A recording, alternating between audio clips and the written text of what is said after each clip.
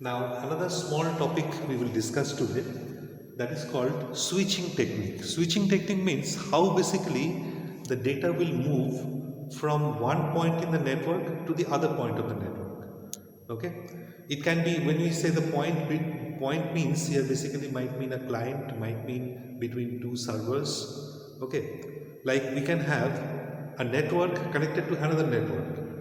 A group of networks are also connected as a network, like what happens in an internet. Okay, we have various networks are further connected, right? So think of a very complicated situation like this. So there, how basically the data will move from one point in the network to the other point in the same network, or maybe in a different network.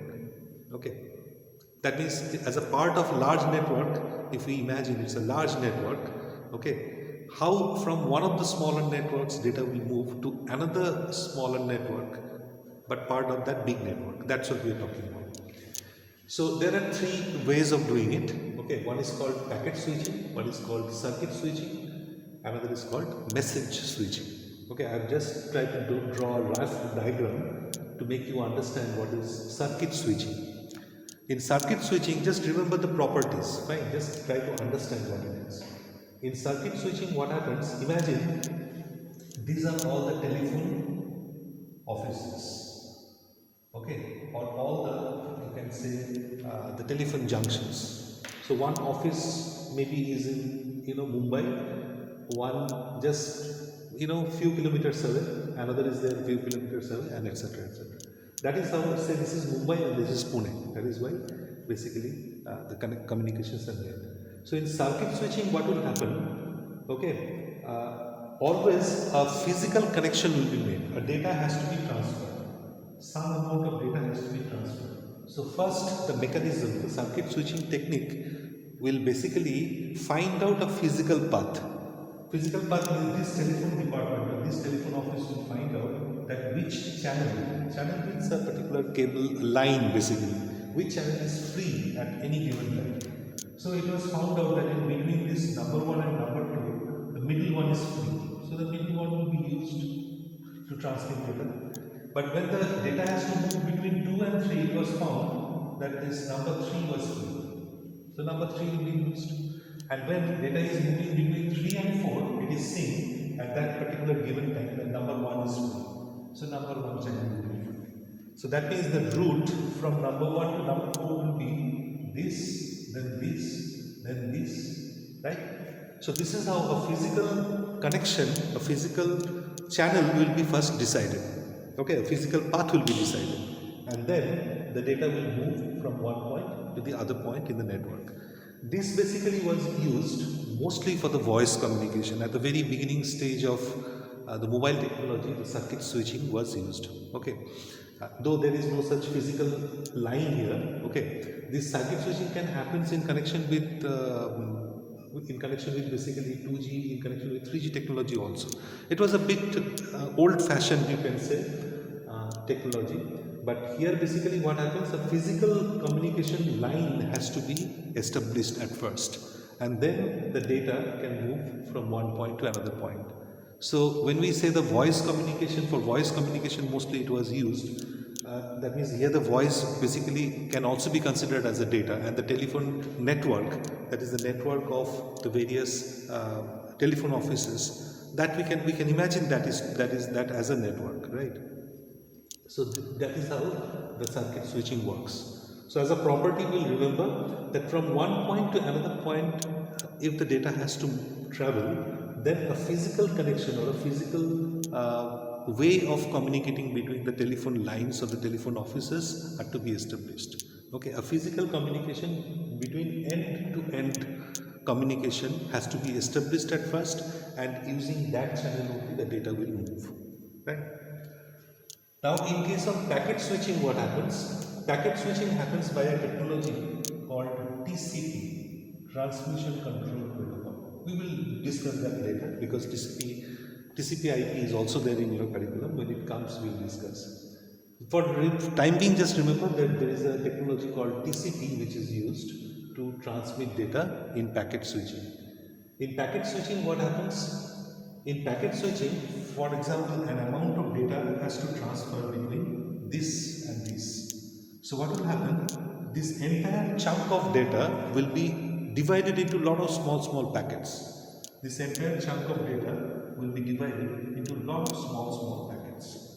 So each packet size depends. It can be ranging from 128 bytes to around 4000 bytes. Okay. These are broken down into a lot of small packets like this.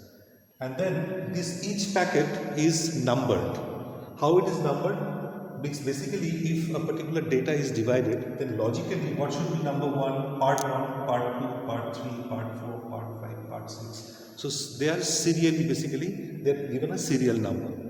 And also each packet carries the sender's address, IP address, and the receiver's IP address. Both the computers IP address in the network. Okay, what is IP address, that we'll discuss some other day.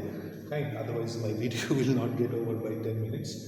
Okay, so basically the IP address of the sender and the IP address of the receiver will be noted in every packet. Now these packets will move from one point to other point. So packet 1, while it might follow this path, packet 2 might follow the other path. And from there, the packet 2 can go there.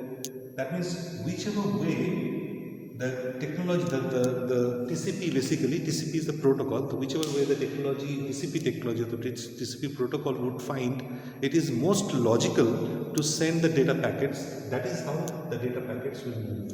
And then what will happen? In the receiving end, all the data packets will come and they will assemble there. So at the receiving end, another activity will be happening. What is that activity? All the small packets will be assembled or will be lined up according to their serial number, and then it will be passed on to the receiver. Now in this process, what can happen? One small data packet might be lost also. Okay, if the communication is not proper, then sometimes it happens that the data packet might get lost, and it happens mostly when you do not have a good internet signal or good communication signal between the transmission medium is not so good. Let me put it this way, the way of transmission is not so good. In that case, data packets might be lost. If it is lost, then from the receiving end, the signal again passed back to wherever it is lost from. Okay, the signal is passed back to the senders once again, that resend it. It can happen. So basically, we remember that in packet switching, what happens? The data packet, the entire data which is to be sent from sender to receiver, are broken down into small data packets. These data packets are serially numbered, and also they carry the sender's address and the receiver's address. And then TCP is the mechanism of the technology which is used to send the data packets towards the receivers. That is how it works. And another technology is called message switching. Message switching means what happens? Whatever the set of data, in this case there is no system of dividing it. Okay? Message switching will send the whole data at a time. Now look at this diagram. Imagine these are my telephone departments at different cities. And I have to send some data by message switching. So what will happen here? Look at this. See, imagine there are a lot of other telephone offices nearby. Fine. Now, like the circuit switching, here there is no fixed path decided. What will happen?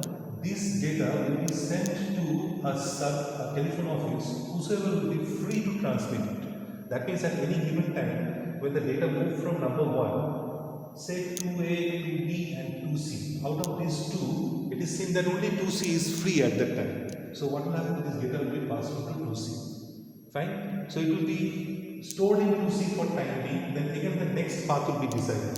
Who is free then? 3A, 3B or 3C? Who is free at that moment to process the data?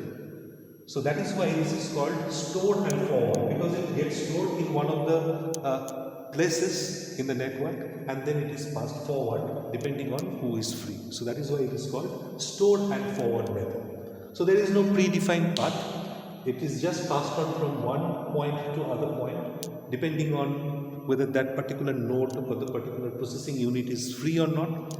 If it is free, then he stores it for time being and then he finds out who is next time free to pass it on further. That is how the message switching works. And here what happens, the chunk of data basically at a time is sent from one point to another point. So it is basically a slow process, and it is not very worthwhile for the online activities, or you can say the real-time activities. It is not a very good system, because always there will be some delay in sending messages from one system to another system.